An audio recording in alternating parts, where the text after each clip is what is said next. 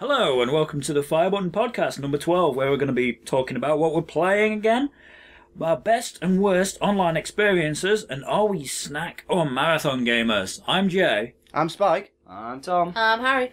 And... What have we been playing? What have we been playing?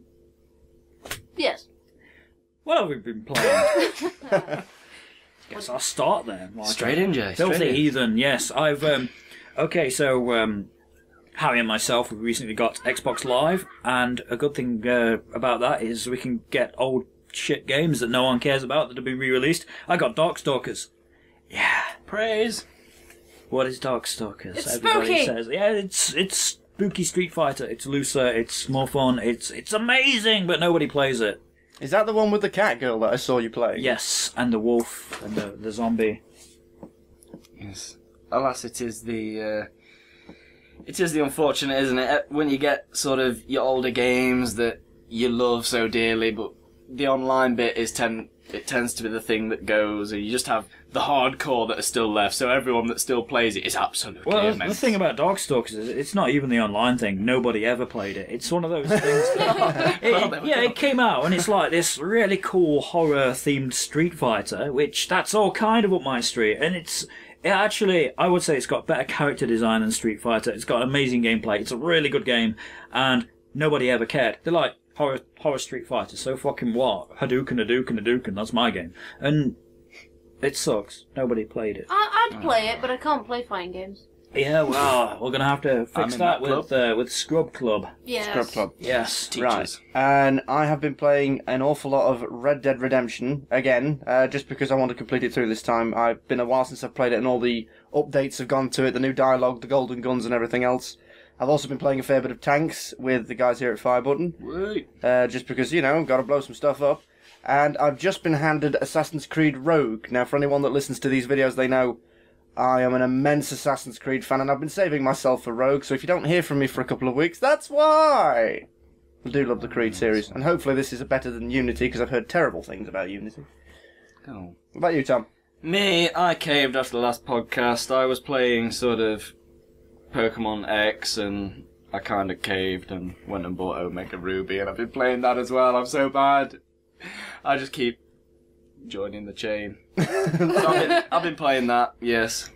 So yeah, there's like two of us fans of games that never change and keep doing more. I'm the Street Fighter guy. Yeah. Ron, like Ultra, Street Fighter, Hyper, Mega, pull your pants down, pull them back up again. Yes. Mega Edition. Alpha. Plus Alpha, yeah. and yeah, we're Pokemon Mauve, Pokemon Burgundy, Pokemon Chartreuse. Chartreuse, Pokemon the colour of the milk that it goes just before it's really rotten. Yes.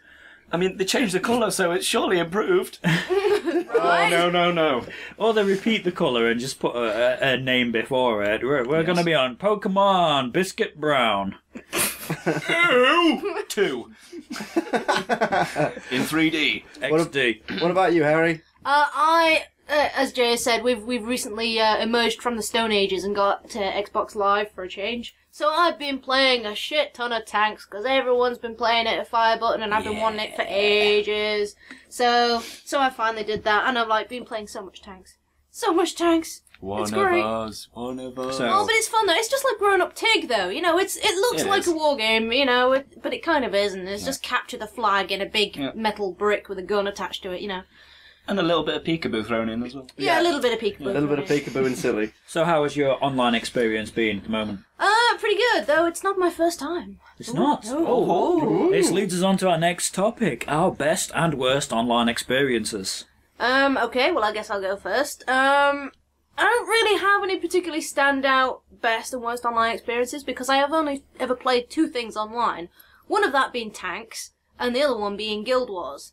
And, apart from that, I haven't really found any other games that I enjoy playing online. And I do miss Guild Wars, because I can't play it right now because my laptop is woefully under spec. But yeah, for those that are not familiar with Guild Wars, it's kind of like World of Warcraft, only you don't have to pay a subscription fee. It's just you buy it the one time and then you just play it as much as you want online, which is why I got Guild Wars. But yeah, I have a couple of funny stories. I think one regarding tanks, one regarding Guild Wars. Tanks, Occasionally I get some horrendous lag, and I'm following Spyke out into the fray, and he's like, follow me, we'll go around and flank them. I'm like, okay, Spyke, and all of a sudden next I'm ploughing into the middle of the ocean. I'm like, what's happening? And yeah, so lag kind of makes my tank go in weird directions that I can't do. Remember, tanks don't kill people. Lag does. Lag does. Yeah. The other one is back in college I was playing Guild Wars, and with one of my friends, Johnny from college. And we go into his town to resupply before we go out mob hunting and whatever. And he's there stood in front of a merchant for ages, trying to get his specs. And I'm waiting for him, and it's like 10 minutes, half an hour, and I'm like, Johnny, how you doing? And no answer. Alright, so I wait for him, and half an hour, and I come back, and probably about an hour and a half later, he's like, I just passed out at my chair, I fell asleep. And I'm like, so I've just been waiting there for, like a lemon, talking to like someone who was just fast asleep. So, What about you, Jay? Well, yeah, so I've not played an awful lot of online stuff that's been bad, to be honest. That may sound like I've been really lucky, but I stick to sort of favourites more than anything. But the first time I ever played a Street Fighter 4 game, okay, so my first ever game, Street Fighter 4, was a pretty fair one. It was a Ryu versus Ryu, a Tikka Masala average character. Yeah, it was pretty good. And then I played as Zangief. You know, he's the grappler, does all the throwing, he does a lot of damage. And, you know, I'm new to online fighting games at that point, and I'm sort of really proud because hardly anyone at that time was playing as Zangief. And I nailed the super, and he sort of does this, like, suplex, throws them up in the air, catches them, and then he's going, you know, also in midair, he's going to spinning power drive them down to the floor, and it's going to be the winning blow, and then player has disconnected. I'm like, motherfucker, can't you take that like a true fighter? No, he disconnects because he's going to lose. That's like... yeah, but then they don't get the lose ratio, do they? No, that's why some people disconnect, and it's just like really shitty. And thankfully, it's only happened to me the once, but I can imagine how people will get real arsey about that. As for good online experiences, yeah, I've got to say the stuff that shines the most is sort of one of the games that inspired the whole World of Warcraft Guild Wars thing was Phantasy Star Online, and sort of late on after it had done its tenure and the private servers are on the PC version, Phantasy Star Online Blue Burst. My third year of university, I did a hell of a lot of that. So for anyone that doesn't know Phantasy Star Online, it's sort of like take your World of Warcraft, remove all the medieval and fantasy, and stick it in, you know, laser swords and sci-fi and shit, which is totally up my street. So it's World of Warcraft but in space. Basically, yeah. You know, it was the one that sort of started all that shit. And even though it's old, people still play it, and it can be really tight-knit and friendly. You know, I went in, I'm a new guy, and I'm sort of being all humble and stuff, because nobody likes an arrogant newbie. And I'm like, hi, yeah, I have played this on console, which was true, on single player, but, you know, if you don't mind me joining a party, it's cool. And they're like, oh, yeah, well, if you know what you're doing, here, you can use this, and they throw like 10,000 Maseta at me, which for a new player, you know, that's like basically have anything in the shop. Just fucking have it. Go crazy. Yeah, and they're just really friendly, help me level up a load, because, you know, I've played the game before. They're like, okay, yeah, just, we're going to go in this really hard thing, shoot them once so you get a share of the experience, and just back off. And, you know, it's like in 2 sessions, I was up to about level 20, 25-ish from nothing. So, you know, this is really friendly and cool. That's cool when it's like that. That's cool. Yeah, when they're actually willing to help you out. It's something similar to something that's happened with me. I've only played a few massively multiplayer online games because I've heard all the horror stories. I play a little bit of GTA with the boys from FireButton when we do go on, and when I'm waiting for them to come on, there's always some nutcase running around in a helicopter with a rocket launcher just ruining everyone's day the moment you can do. And I don't like those kind of games. If you're going to bother someone else's game, it rather irritates me. But the two that I have played online that I absolutely vouch for, one of them being Tanks. Way! Because, again, World of Tanks. World of Tanks, just because it is just quite fun and friendly, and it's silly. And they've also got this fantastic little system in place where if you have an arsehole of a player who's giving you hell... Oh, yeah! Yeah. the admins turn them to a third colour that is neither red nor green. So it's not your team and it's not the enemy's team. It So turns it's them, basically a free-for-all. it's a free-for-all, and at double the points, you kill them, and you get more experience than a regular kill. So everyone guns for them, which really kind of makes people not want to be an arsehole very quickly. Nice. Which is quite clever, and well thought out process as well. If you're going to be a fool, most people, if you shoot someone by accident or nudge them off a cliff by accident, they'll just usually sit there and go, right, sorry, shoot me. And that's obviously when you've made a mistake. But you can tell because the idiots try and do it and then get away with it, and they never do. The other one, which is a little bit more poignant and topical at the minute, was something, the only other massively multiplayer online game I've played, which was also free. It was Star Trek Online. Narrated completely by Leonard Nimoy, who sadly passed away a couple of days ago. I only got into it because of him, because he was a bit of a hero for me. Back when I was at school, he kind of taught me it was cool to be smart, which got me through a fair bit. I think it was similar with you, wasn't it? Yeah, it was. Now, Star Trek Online, pretty much like what you said about Phantasy Star, it's absolutely huge. It's completely free to download, but there is so much to it. You could spend months exploring every planet and every quadrant and every ship. And I got picked up by a relatively small little clan, and they literally stepped me through my paces, through my first 5 missions, through how to do things, how do I do this mission, how do I do this side mission, and they actually sent someone to walk me through each bit, and it was really sweet and kind, and I had a really good time. The only reason I stopped playing it was because I burned through a modem on a PC, and I was literally just spending 6 or 7 hours at a time staring at a screen in deep space, so I had to stop. And that is like really topical, because recently Leonard Nimoy passed away, and people were gathering on Star Trek Online on Vulcan to pay respects to him. I had read that, yes. And I think we're going to personally do a sort of back-to-back of the 3 films that, 2 of which Leonard Nimoy directed. The ones that start with Wrath of Khan, end with Voyage Home, and in the middle we've got Finding Nimoy. Finding Nimoy. Yes, of course. Nice. Sorry, the search for Spock. Yeah, that's a good one. Now, I'm saying, in regards, just quickly before I pass on through to Tom with his experiences, with tanks, in regards to bad experiences, I haven't actually had any bad experiences yet, especially not in Star Trek Online. I used to sign off my good evening as Live Long and Popcorn. I love that game.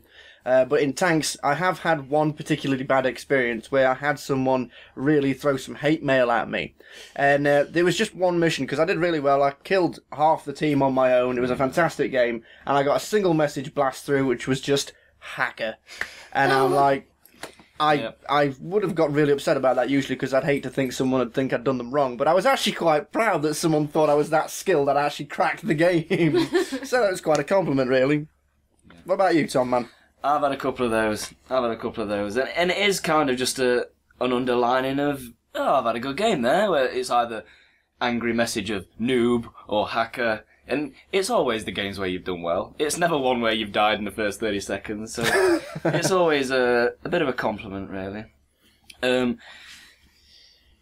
What first got me onto sort of one of my first online experiences, when I first got sort of my 360, and one of the sort of 2-3 games that I got with it was Halo 3. And I'm basically just a bang Joe average first-person shooter guy.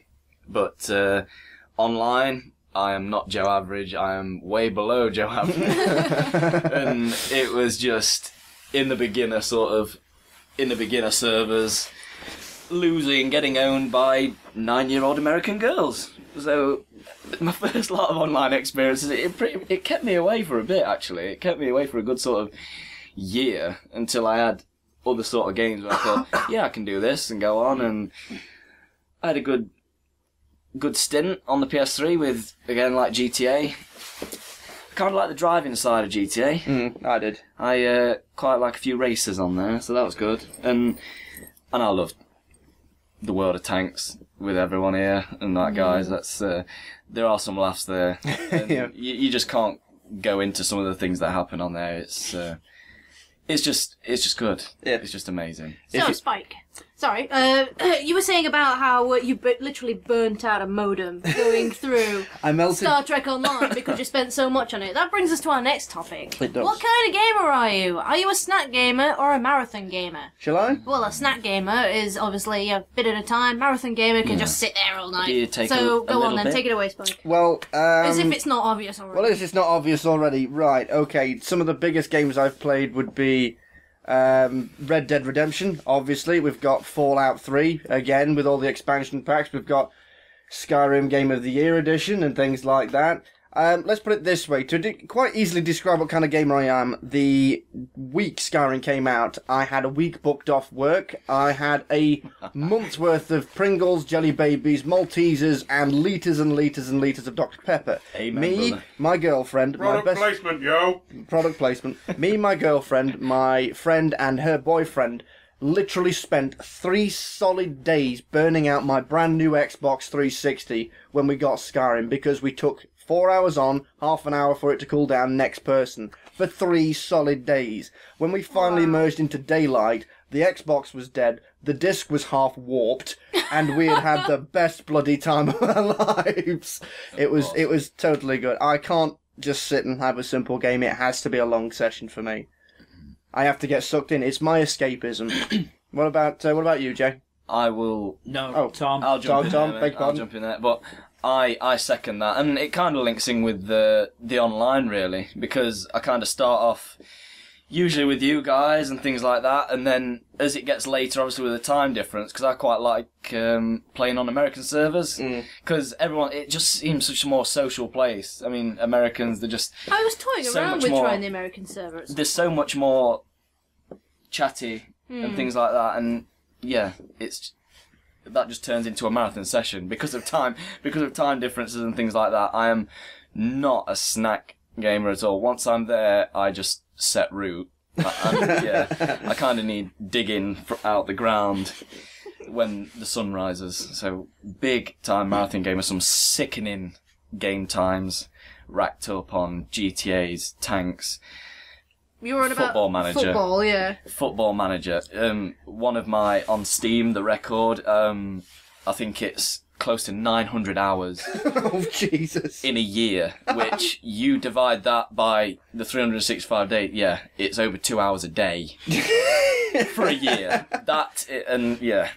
That's great. And I only ever really played it a weekend, so it shows how much I played on the weekend. And you mentioned you're into Pokemon. I mean, if you're going for That's all huge. the Pokemon in any game, that's Yes. a 100-hour game, easy. Yes. Shit. Huge. Again, I'm drawn to these games that just, it doesn't help me at all. I don't know how you guys do it because I cannot sit for hours and hours on a game. You know, I like a good game, you know, and I love jumping into things, but 1 hour is good for me. I like sitting in, jumping in for an hour, and then 2 hours at the most I can do. Anything more than that, I just get really restless. I just hate sitting. You know, even when I'm playing games for an hour, I'm always constantly fidgeting and moving around, and I think it's because my body just don't like being sat in the same place. I mean, sometimes there are exceptions where I have lost track of time and sat there for about 3 hours, probably no more than that. But that's very rare when that happens. I think the last time that happened was on Final Fantasy IX, like years ago.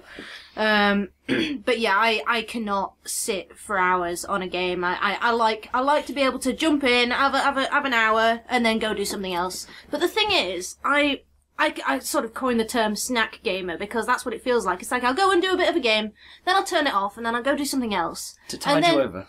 Yeah, and then an hour, you know, it's only been another hour since I was on it. I think, oh, I'm going to go back on again. So it was like an hour on, an hour off, an hour on, an hour, you know, just little and often, I think. That's just me.